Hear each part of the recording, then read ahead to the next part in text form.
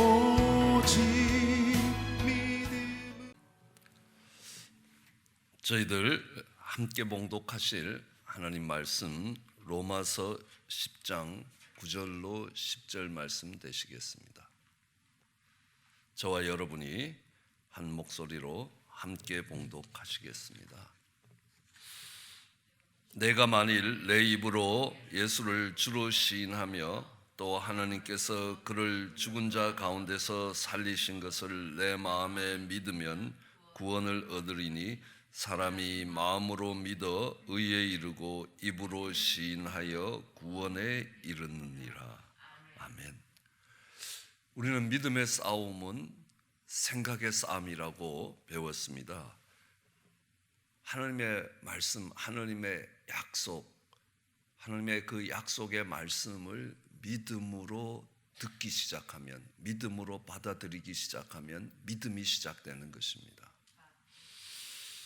근데 그 생각을 빼앗기지 않고 지키면 믿음을 지키는 것이라 라는 것들을 배웠습니다. 근데 오늘 우리가 읽은 이 본문에는 이 하나님께서 예수님을 죽은 자 가운데서 살리신 것을 내 마음에 믿으면 in your heart, 내 마음 안에 그것을 믿으면 구원을 얻을 것이고 사람이 마음으로 믿어 with your heart, 마음으로 믿어 의에 이르고 입으로 시인하여 구원에 이른다라고 이야기하고 있습니다. 이게 믿음이 마음의 현상이라는 겁니다. 마음 안에서 믿어지는 거고 마음으로 믿어지는 것이라는 겁니다. 그러면 이 생각과 마음은 어떤 관계에 있느냐? 분명히 믿음은 어떤 생각이 들었느냐에 따라서, 어떤 생각을 붙들고 있느냐에 따라서 이 믿음이 결정되는데, 그렇다면 마음은 어떻게 되느냐? 마음과 이 생각의 관계는 어떤 관계들을 갖고 있을까라는 의문이 생기게 되는 겁니다. 잠언서 23장 7절에는 이런 말씀이 기록되어 있습니다. 대저 그 마음의 생각이 어떠하면 그 위인도 그러하다. 이 마음의 생각이 어떠하면 그 위인도 그러하다. 그 생각이 그 사람의 아이덴티티, 정체성을 결정해버린다는 겁니다. 그가 어떤 종류의 사람인가라는 것들을 결정할 때 마음의 생각이라는 겁니다. 자, 이 마음에 어떤 생각이 있느냐에 따라서 그가 어떤 사람인가가 결정된다라는 말입니다. 예를 들면 부정적인 생각을 만들어내고 부정적인 생각으로 꽉 차 있는 사람은 부정적인 사람이라는 겁니다. 긍정적인 생각을 만들어내고 긍정적인 생각이 가득한 사람은 긍정적인 사람입니다. 그러므로 여기서 아주 중요한, 여러분들이 꼭 기억해야 될 마음의 개념입니다. 마음이 무엇인가? 마음은 생각을 만들어내고 생각을 저장하는 것이라는 겁니다. 생각을 만들어내고 생각을 저장하는 겁니다. 그래서 부정적인 생각을 만들고 부정적인 생각이 가득한 사람, 부정적인 생각이 그 마음 안에 가득 저장되어 있는 사람은 부정적인 사람이라는 겁니다. 긍정적인 생각을 만들고 긍정적인 생각으로 마음에 가득 찬 사람은 긍정적인 사람입니다.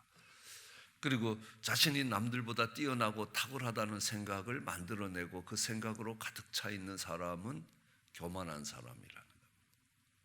그 반대는 겸손한 사람이 되고요. 겸손한 사람 중에 자신이 늘 못났다라고 생각하는 사람은 열등감으로 가득한 사람입니다. 성경도 이야기하지 않습니까? 도둑질할 생각으로 가득한 사람, 도둑질할 생각을 만들어내고, 야, 좋은 걸 보면 아름답고 하나님을 찬양하기보다 야, 저걸 어떻게 훔쳐오지? 이런 생각을 만들고 그 생각으로 가득한 사람은 도둑놈이라고 이야기를 합니다.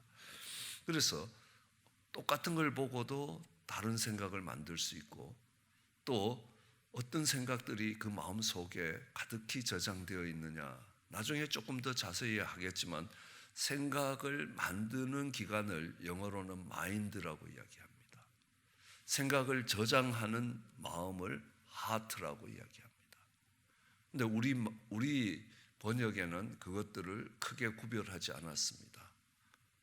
아마 다른 단어를 찾을 수가 없었기 때문에 그럴지는 몰라도, 마인드는 이게 판단하고 뭔가를 만들어낼 때의 모습이라면, 이 하트는 그릇으로서 저장할 때라는 겁니다. 그래서 마음에 믿어진다라고 할 때 in your heart, 그럴 때 이것은 이 생각을 담는 그릇으로 보이는 것입니다. 그 다음에 마음에 믿으면, 마음으로 믿으면 with your heart, 이거는 생각을 만들어내는 그 믿음의 마음에 믿음이 있다면 그것이 마음에서 믿음을 만들어낸다는 겁니다. 마음으로 믿어라고 이야기하는 것입니다. 마음이 무엇인가를 하는 재료가 되고 원천이 되고 도구가 된다라는 의미라는 겁니다. 우리는 네 종류의 밭의 비유를 예수님이 제자들에게 주신 걸 잘 알고 있습니다.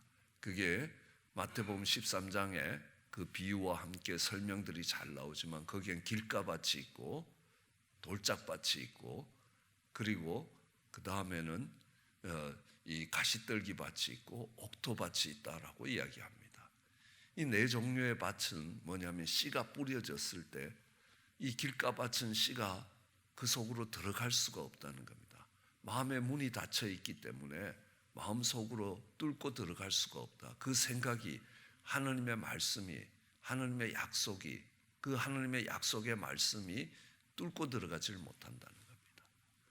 예, 길가밭은 그러니까 그렇고, 이 돌짝밭은 뚫고는 들어가는데 그 속에서 오래 견디지 못하고 정말 토해내진다는 것입니다. 이런 마음의 상태를 이야기하고 있는 것입니다. 우리는 이것이 실제로 우리가 눈으로 보고 만질 수 있는 밭을 이야기하지 않는다는 걸 너무너무 잘 알고 있습니다.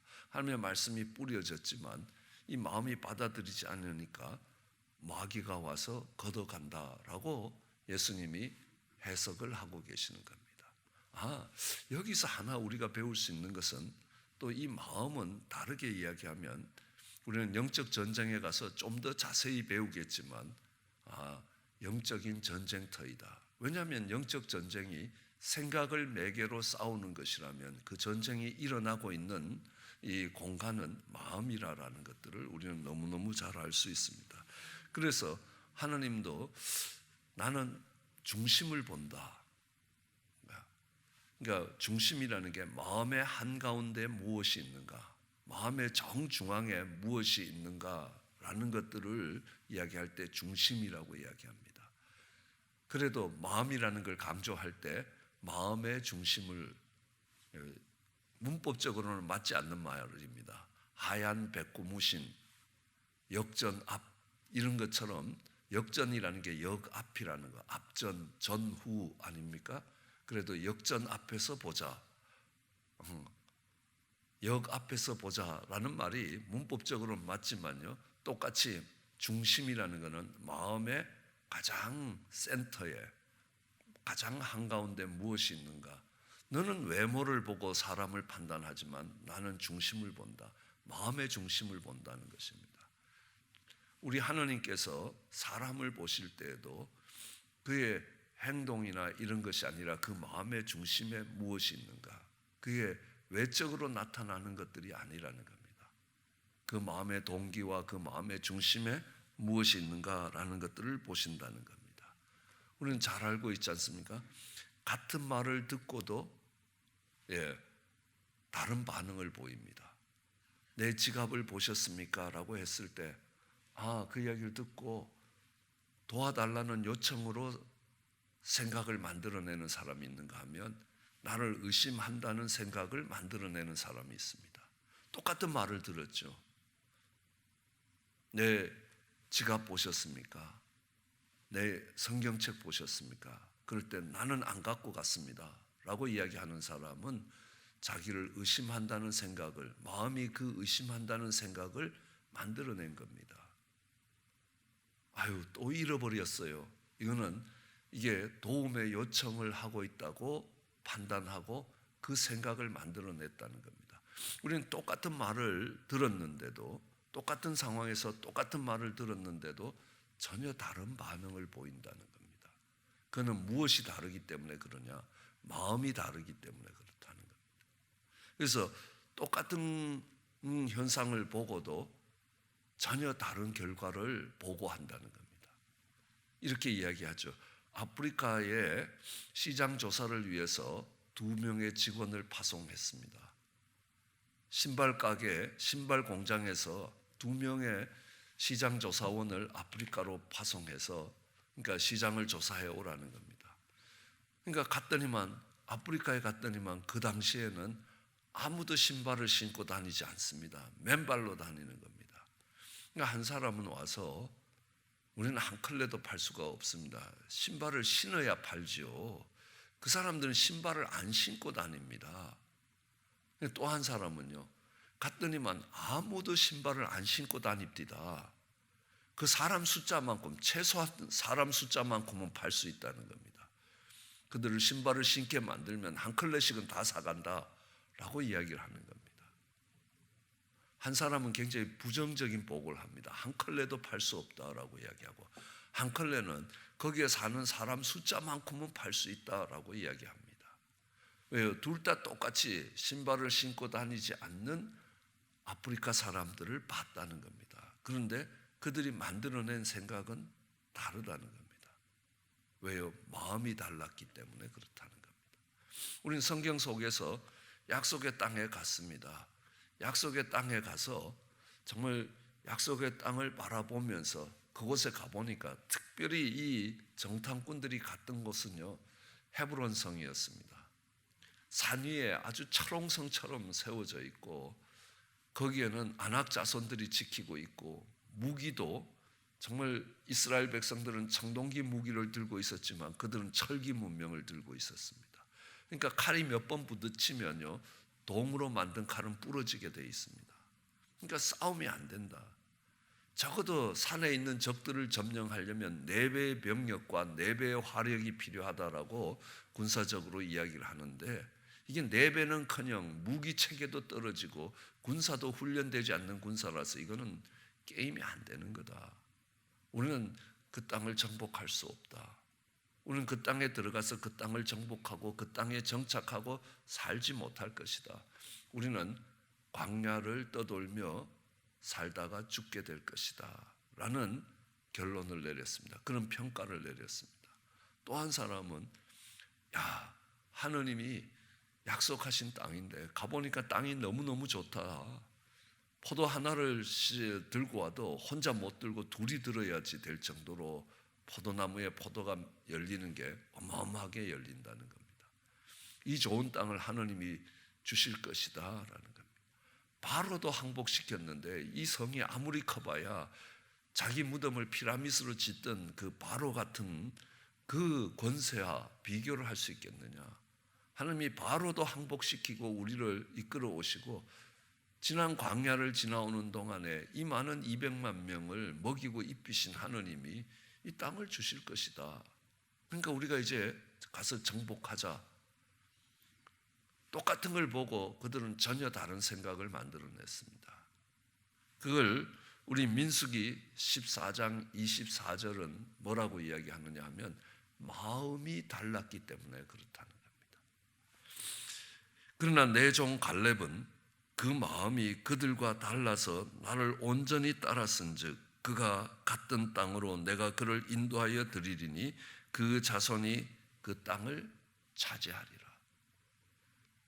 이 갈렙이 다른 생각을 만들어낸 게 뭐겠습니까? 그의 마음이 달랐기 때문에 그렇다는 겁니다. 똑같은 걸 보고 하느님이 기뻐하는 쪽으로 생각을 만들어낸 사람입니다. 그런데 그렇게 할 수 있었던 이유가 이 갈렙의 마음이 다른 정탐꾼하고 달랐다라고 하나님이 말씀하고 계시는 겁니다. 갈렙이 하나님을 온전히 좇을 수 있었던 이유도 뭐냐는 것. 마음이 달랐기 때문에 하나님을 좇을 수 있었다는 겁니다. 그래서 그들이 약속의 땅으로 들어갈 수 있고 하나님이 그들을 인도해 내시고, 왜요? 마음이 달랐기 때문에 그 자손들이 그 땅을 차지하게 될 것이라. 우리는 똑같은 말을 듣고도 다른 생각을 만들어낸다는 겁니다. 그래서 우리는 이 마음이 그 일들을 감당한다. 좋은 비유가 있었습니다. 똑같은 물을 먹지만 이 젖소는 물을 먹고 우유를 만들어내는 겁니다. 그런데 똑같은 물을 먹고 뱀은 독을 만든다는 겁니다. 그런 것처럼 똑같은 걸 보고 똑같은 것들을 듣고 똑같은 현상에 일어나는 것들을 볼지라도 그들이 전혀 다른 생각을 만들어낼 수 있다는 겁니다. 그런데 그 마음이 달라지면요, 우리 속에 놀라운 역사들이 일어난다는 것들을 알 수 있습니다. 잠언서 4장 20절로 23절 말씀에도 그렇게 이야기합니다. 내 아들아, 내 말에 주의를 기울이라. 내 말에 주의해라. 내가 말하는 것에 네 귀를 기울이라. 그것에서 내 눈을 떼지 말라. 그리고 그거를 네 마음속에 꼭 지키라. 내 마음속에 지키라는 겁니다. 그래서 그것을 얻는 자에게 생명이 되고 그의 온 육체의 건강이 됨이라. 그리고 모든 지킬 만한 것 중에 더욱 내 마음을 지키라. 생명의 근원이 거기서 난다는 겁니다. 우리는 하나님의 약속의 말씀을 믿는 것입니다. 우리는 그걸 복음이라고 이야기합니다.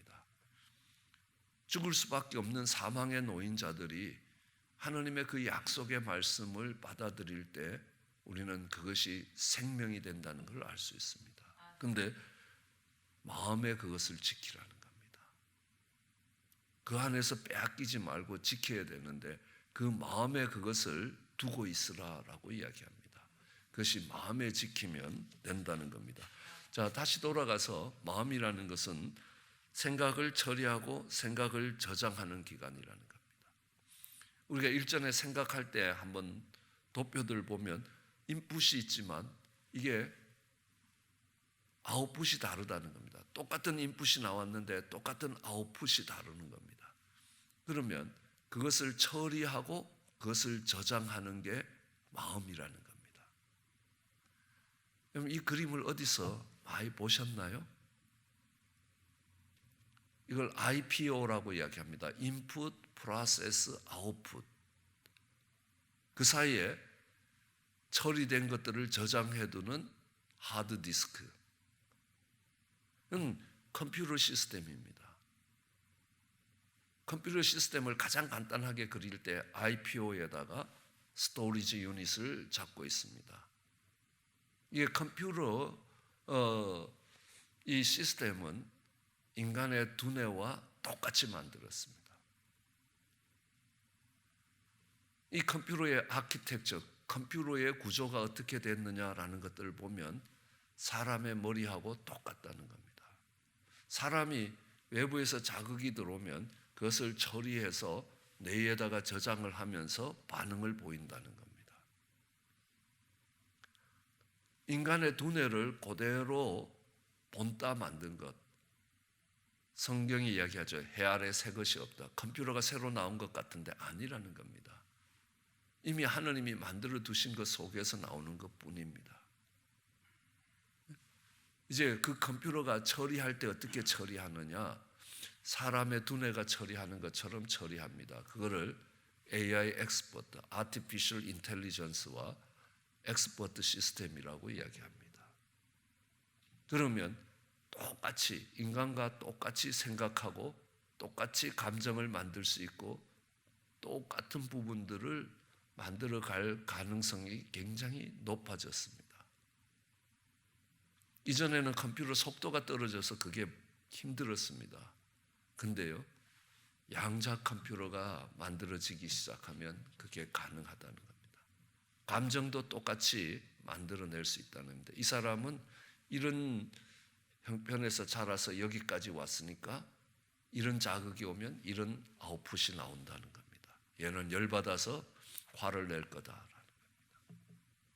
그것까지가 계산이 되는 자리에까지 왔다는 겁니다.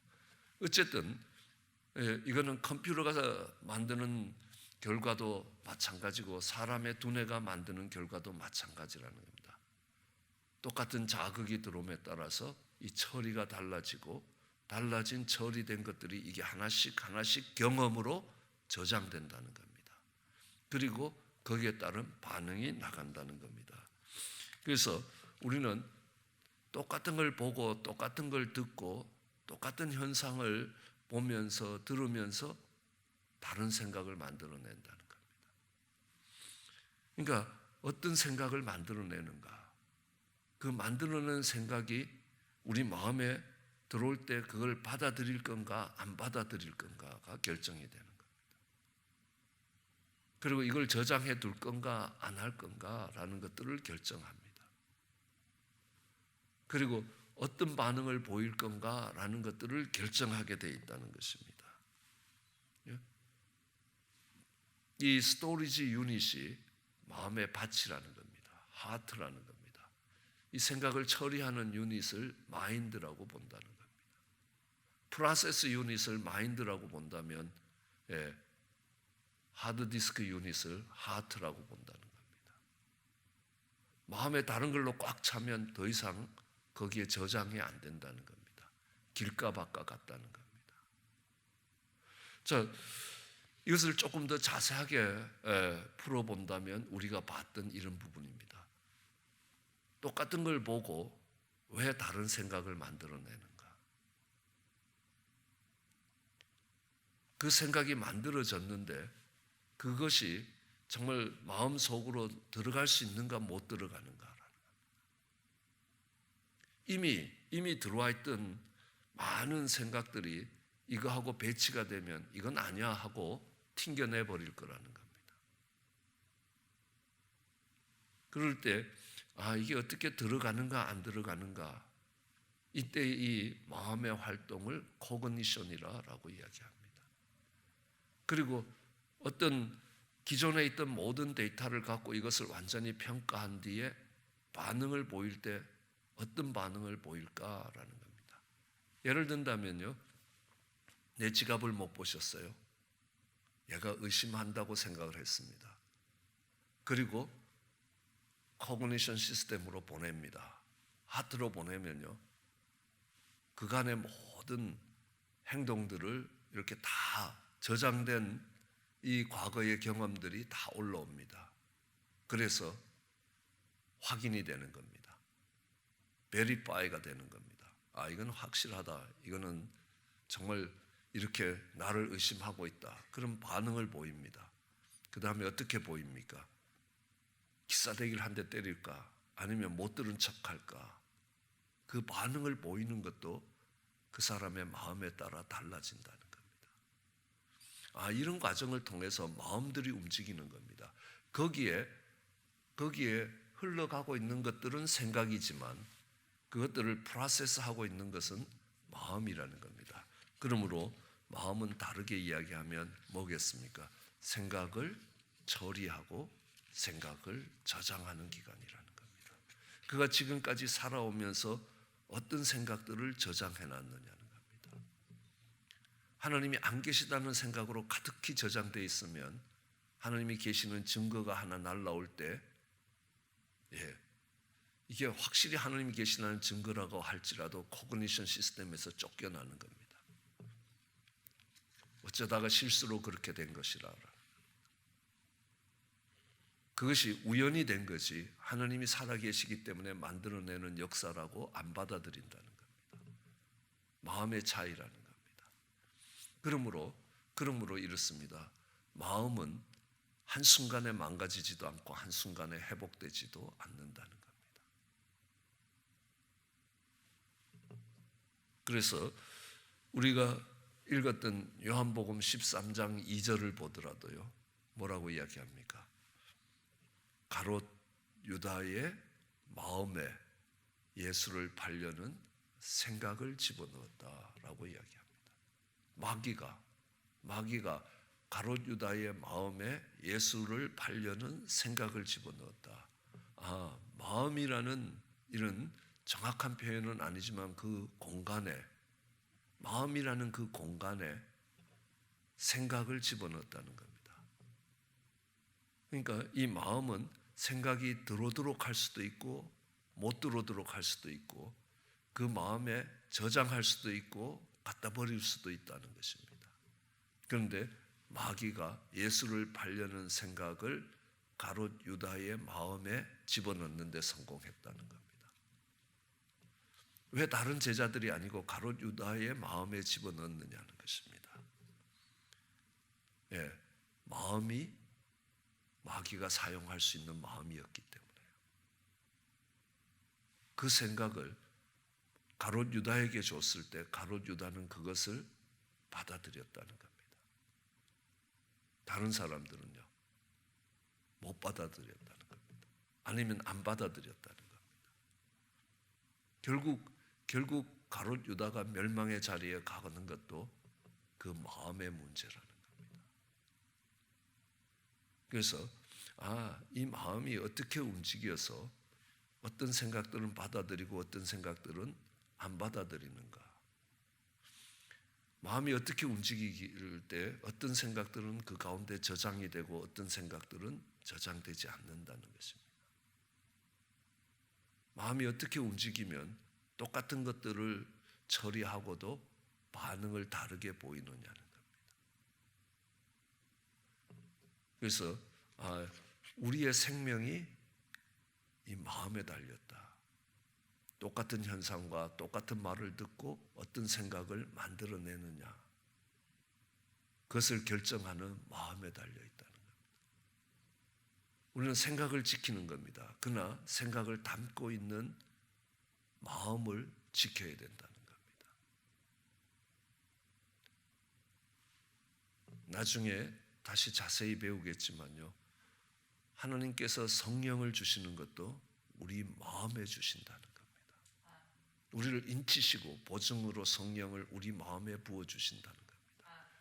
그러면 그 성령이 우리 마음에 와서 어떤 활동을 하기 때문에 우리는 믿음에 굳건히 서서 능력 있는 신앙생활을 할 수 있게 되느냐. 그 성령을 부어주실 때에도 하나님이 우리 마음에 부어주셨다라고 이야기합니다. 이제 그 마음을 지킴으로 인하여 생명의 근원이 거기서 나오고 그 마음을 지키는 것이 이제 믿음을 지키는 것이라는 겁니다. 왜요? 마음이 생각을 만들어내고 생각을 처리하고 그 마음이 생각을 저장하기 때문에 그렇습니다. 그래서 다윗을 일컬어서 하나님이 내 마음에 합한 자라는 겁니다. 그 말이 무슨 말이겠습니까? 내가 생각하는 대로 생각하고 내가 생각하는 방식대로 제가 생각하고 정말 내가 계획하는 대로 계획하는 내 마음하고 똑같이 움직인다는 겁니다. 하나님의 마음에 합한 자라는 겁니다. 마음에 든다는 겁니다. 그런 생명의 근원이 되는 마음을 지켜가는 저와 여러분 되시기를 주의 이름으로 축원합니다. 기도하시겠습니다.